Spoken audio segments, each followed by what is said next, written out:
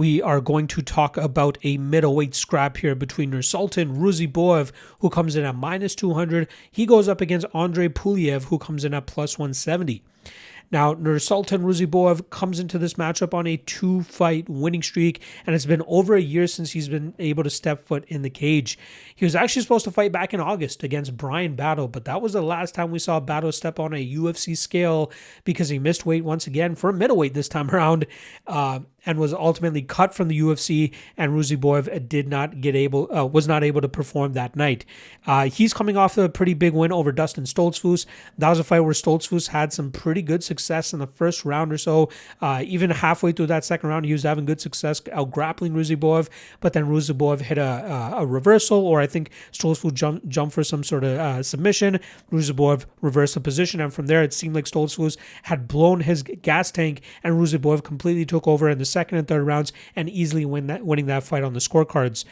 He's very long and lanky, right? 6'5", 76-inch reach for the middleweight division. Has a plethora of experience as well, right? 47 fights of experience. But when you really dig into that record, you see a little bit of the flakiness in the sense that he faced some very low-level guys, in Uzbekistan. He was able to fight more often than not because they didn't have any of the stringent restrictions that some of the athletic commissions from other parts of the world have.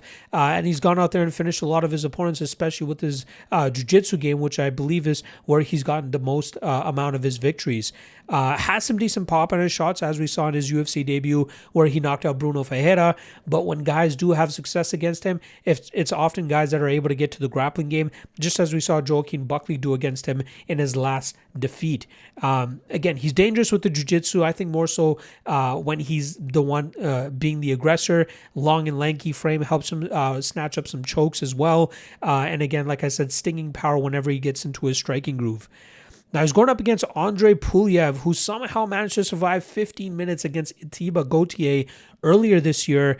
I believe 2 judges scored the last round in his favor because he started to turn it up a little bit more as Gauthier started to slow down. But credit to him for eating the amount of damage that he was able to without going down and losing that fight by knockout.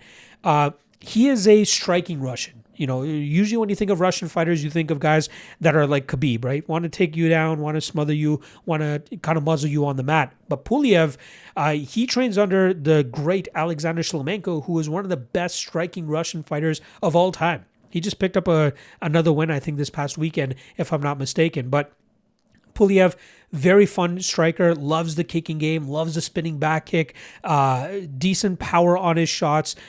His defensive grappling is improving. That's where prior opponents have gotten the better of him. But you see when he goes up against guys that kind of just command the pace and command the cage a little bit more than him, he kind of struggles, right? Christian Leroy Duncan was able to just kind of smother him against the cage and beat him up there. Nick Klein nearly submitted him and finished him on the ground, but after a full first round of control from Klein, it was clear that Klein was slowing down going into that second round, and Pulyaev took over and eventually got that TKO. And then obviously Atiba Gauthier, we know not many people are going to have much success against Gauthier whenever he's getting comfortable in that striking realm. So I think Pulyaev is UFC level. He's a fun striker, right? A very good striker in that aspect. Good combinations. Grappling defense is obviously continuing to improve. But I don't know if he's ever going to find himself in a ranking spot in the UFC based on what middleweights bring to the table and the type of fights that he's going to continue to take, right? He can go out there and beat the Nick Kleins if his defensive grappling holds up enough, but if he can't get the respect of his opponent in the striking game, he's often going to struggle to try to implement his own style. So this weekend, he goes up against Nursultan Ruziboev, who's one of the more bullier or bullier type fighters. I don't know if I'm saying that correctly. He loves to go in there and bully his opponents. He likes to snatch the momentum. He likes to come forward with big shots. He likes to engage in the clinch and get off on some knees and elbows in there. He doesn't mind taking the fight to the ground if he finds openings there.